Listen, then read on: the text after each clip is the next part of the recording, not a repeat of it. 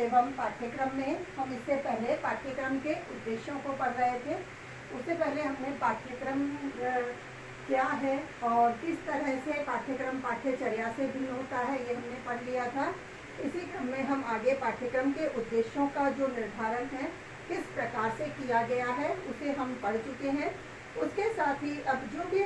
पाठ्यक्रम निर्धारित किया जाता है तो उसका कोई ना कोई आधार होता है, क्योंकि शिक्षा का निर्धारण करने के साथ साथ ही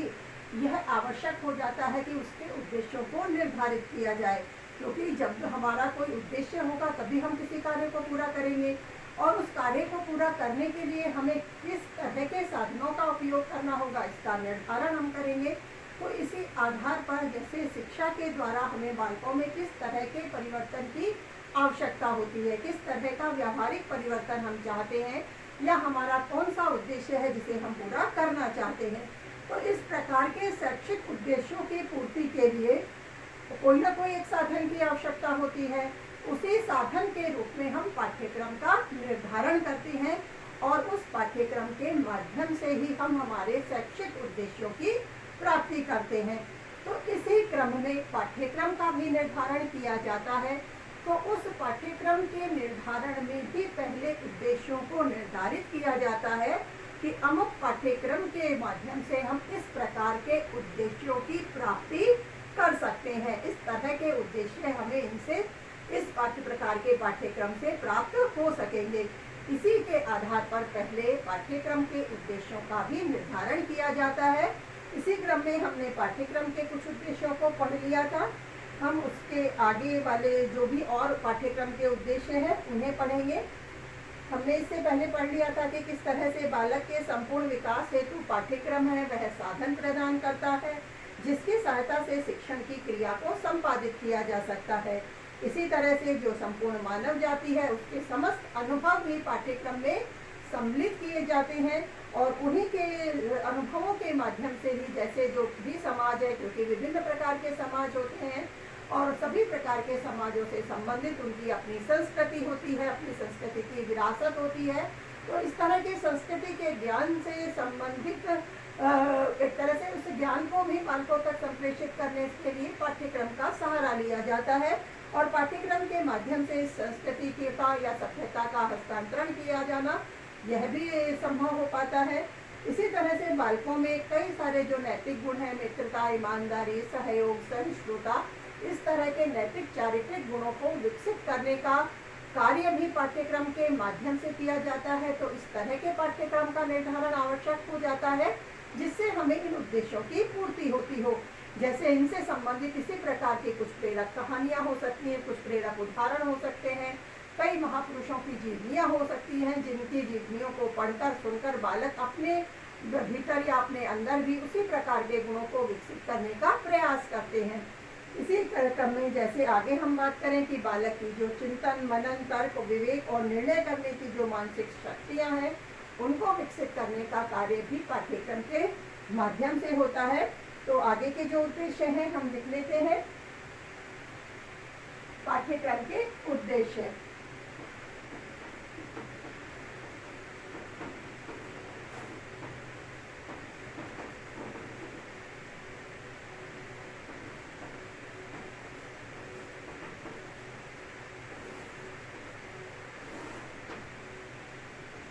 चौथा उद्देश्य है हमारा कि बालकों में चिंतन,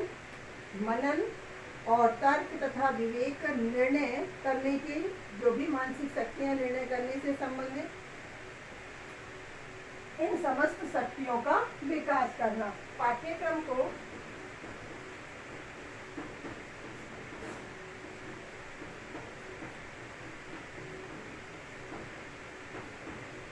बालकों में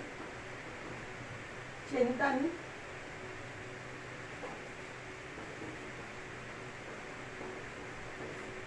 मनन,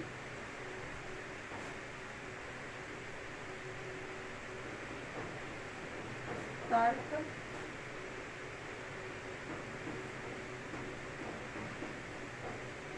निर्णय लेने संबंधी मानसिक शक्तियों का लेने संबंधी मानसिक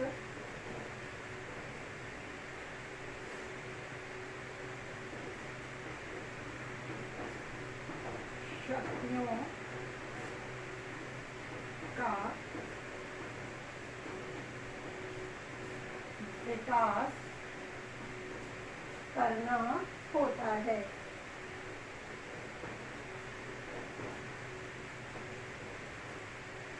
इसी तरह से पाठ्यक्रम के और उद्देश्यों की बात करें, पाठ्यक्रम को बालक के विकास की विभिन्न अवस्थाओं से संबंधित सभी आवश्यकताओं को, उसकी मनोवृत्तियों, क्षमताओं को और उसकी योग्यताओं को पहचानना है और उनकी योग्यताओं के अनुसार विभिन्न प्रकार की सृजनात्मक और रचनात्मक शक्तियों का विकास करना भी होता है। पाठ्यक्रम को बालक के विकास की पाठ्यक्रम को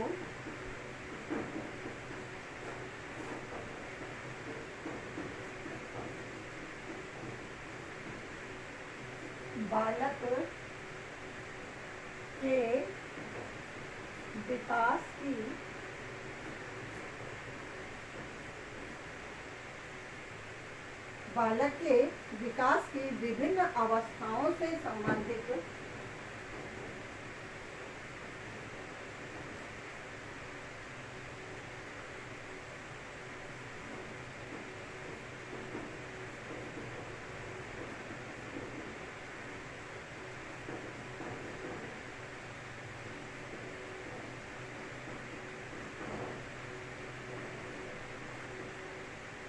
पाठ्यक्रम को बालक के विभिन्न अवस्थाओं की विकास से संबंधित जो भी सभी आवश्यकताएं, मनोवृत्ति, क्षमताएं,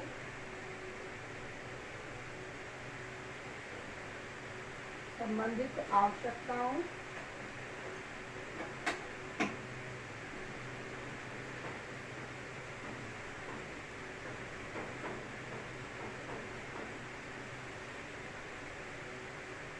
क्षमताओं,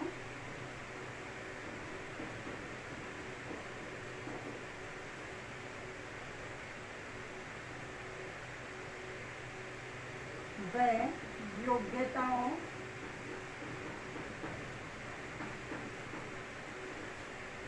आवश्यकताओं, क्षमताओं व योग्यताओं तथा मनोवृत्तियों के अनुसार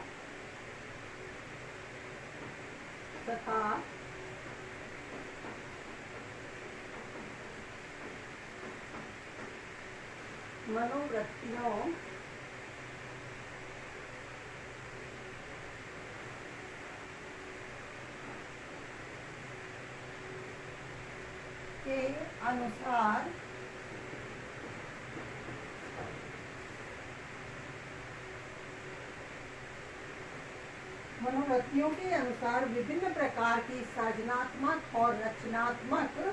शक्तियों का विकास करना। विभिन्न प्रकार की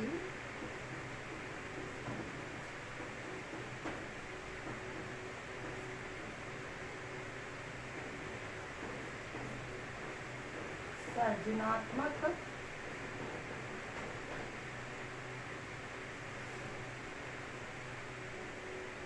व रचनात्मक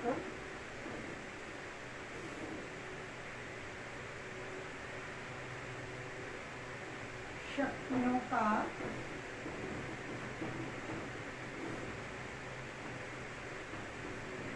विकास करना।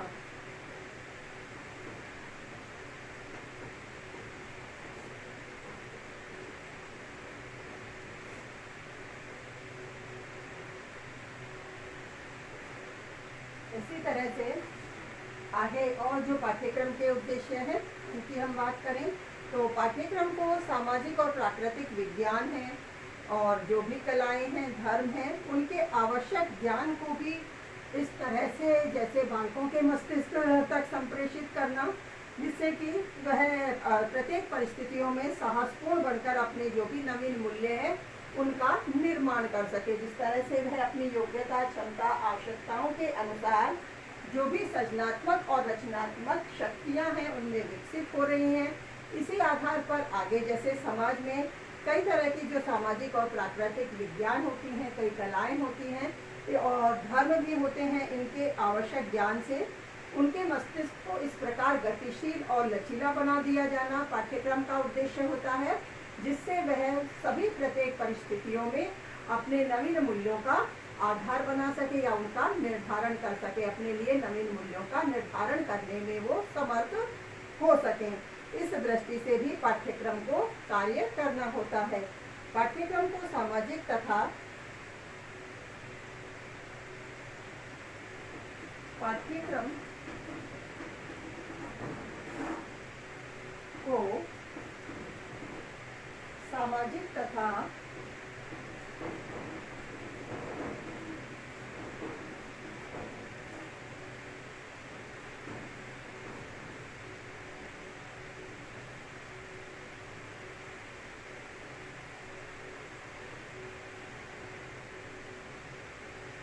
प्राकृतिक विज्ञान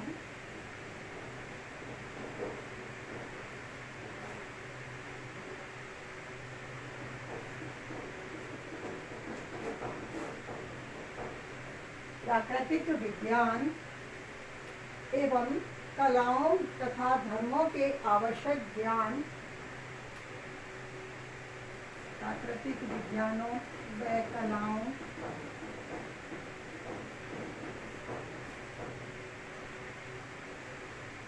तथा, यहाँ कॉमा लगा देते हैं, जैसे सामाजिक प्राकृतिक विज्ञानों व कलाओं के आवश्यक ज्ञान द्वारा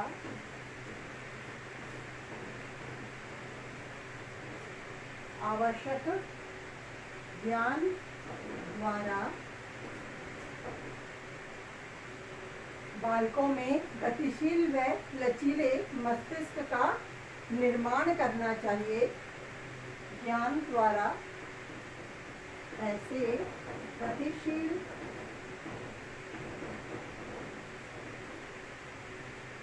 व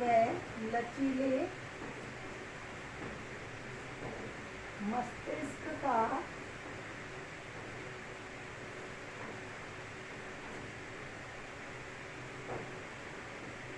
निर्माण करना चाहिए, जिससे वे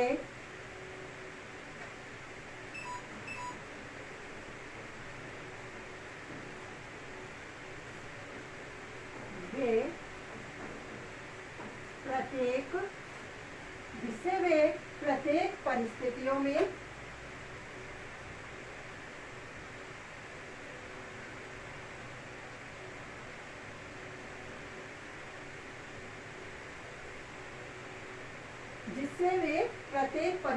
में अपने नवीन मूल्यों का निर्माण कर सके और एक तरह से साहसपूर्ण दृष्टि से नवीन मूल्यों को निर्मित करने में समर्थ हो सके, जिससे वे प्रत्येक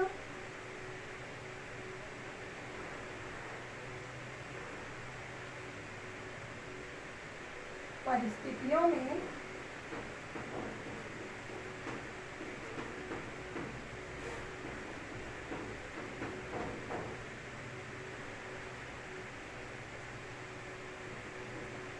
साहसपूर्ण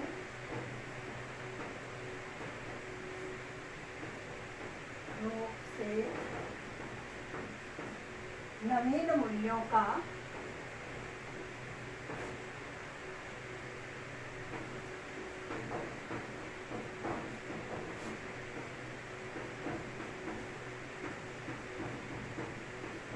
निर्माण कर सके।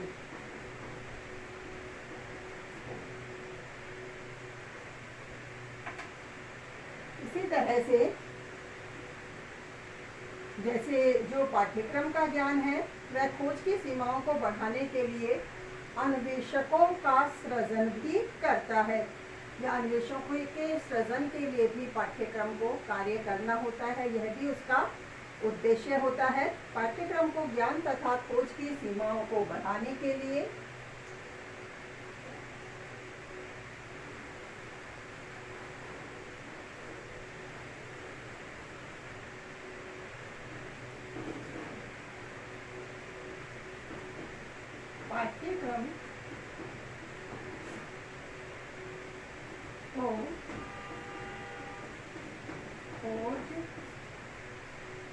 पाठ्यक्रम को खोज की तथा ज्ञान की सीमा को बढ़ाने के लिए खोज व ज्ञान की सीमा को बढ़ाने के लिए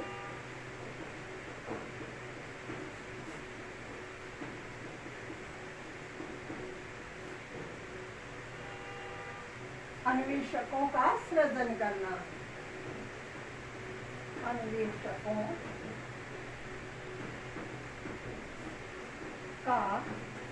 सृजन करना। इस तरह से पाठ्यक्रम को खोज व ज्ञान की सीमा को बढ़ाने के लिए अन्वेषकों का सृजन कार्य भी करना चाहिए। इसी तरह से पाठ्यक्रम को बालक में किस तरह से जो जनतांत्रिक भावना है, जो सद्भावना है, इस तरह के विकास को भी आधार बनाकर इस तरह के उद्देश्यों को भी पूर्ण करना चाहिए। पाठ्यक्रम को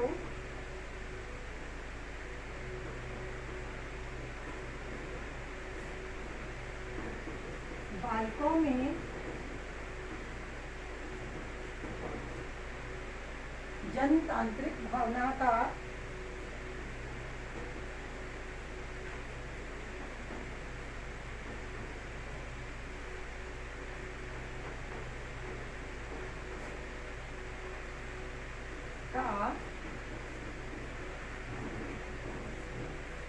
विकास भी करना चाहिए। तो ये भी पाठ्यक्रम का उद्देश्य है कि किस प्रकार बालकों में जनतंत्रीय भावना या जनतांत्रिक जो भावना है उसका विकास बालकों में किया जाना चाहिए। अब वह पाठ्यक्रम किस तरह से विषय हैं, क्रियाएं हैं, जो व्यवहारिक क्रियाएं होती है, तो उनके मध्य जो खाई है या कहें कि उनके मध्य का जो अंतर है, उस तरह के अंतर को खत्म करके किस तरह से वह बालक के सामने इस तरह की क्रियाओं को प्रस्तुत करे कि वो अपने वर्तमान जीवन को भी और भावी जीवन को भी अब इस पाठ्यक्रम के माध्यम से एक तरह से वह सफल बना सके, उपयोगी बना सके। इस प्रकार से बालकों को तैयार करने का कार्य भी किसका होता है? पाठ्यक्रम का ही होता है। तो इस दृष्टि से पाठ्यक्रम को इस उद्देश्य को भी पूरा करना होता है कि किस प्रकार वह अपने वर्तमान और भावी जीवन के लिए जो भी विषय हैं या जो भी किसी तरह की उससे संबंधित उनकी क्रियाएं हैं जिनको उन्होंने सीखा है, तो इस तरह से पाठ्यक्रम को ऐसी समस्त क्रियाएं बालकों के समस्त प्रस्तुत करनी होती हैं जिनसे वह अपने वर्तमान और भावी जीवन को उपयोगी बना सकते हैं। इसी तरह से जो पाठ्यक्रम की शिक्षण प्रक्रियाएं हैं, शिक्षक तथा छात्र के मध्य अंतःक्रिया के स्वरूप को भी निर्धारित करती है। क्योंकि पाठ्यक्रम है तो वह शिक्षण प्रक्रिया का मुख्य आधार है और पाठ्यक्रम के माध्यम से ही शिक्षक और छात्र के मध्य अंतःक्रिया हो पाती है और उसी अंतःक्रिया के माध्यम से ही शिक्षण की समस्त विषय वस्तु का ज्ञान बालकों तक संप्रेषित हो पाता है। बालक उस समस्त ज्ञान को ग्रहण कर पाते हैं। तो इस तरह से शिक्षक और शिक्षार्थी के मध्य अंतःक्रिया का मुख्य आधार भी पाठ्यक्रम बना रहे और उस मुख्य आधार के रूप में पाठ्यक्रम अपने इस उद्देश्य की पूर्ति करे कि किस तरह से समस्त विषय वस्तु अंतःक्रिया के स्वरूप के रूप में बालकों तक पूर्ण रूप से संप्रेषित हो जाए और बालक उस समस्त ज्ञान को समझकर, सीखकर, ग्रहण करके अपने वर्तमान जीवन में भी और भावी जीवन में भी उसका उपयोग कर सके। तो इसी आधार पर एक तरह से पाठ्यक्रम के समस्त उद्देश्यों का निर्धारण किया गया है और पाठ्यक्रम के उद्देश्यों के आधार पर ही बालक का सर्वांगीण विकास किया जाता है। इसी से संबंधित जो पाठ्यक्रम के आगे और भी जो भी इसमें जैसे पाठ्यक्रम के तत्व हैं, विद्यालय में पाठ्यक्रम की क्या आवश्यकता होती है, इसी तरह के और भी जो प्रकरण है पाठ्यक्रम से संबंधित, उनको हम कल पढ़ेंगे।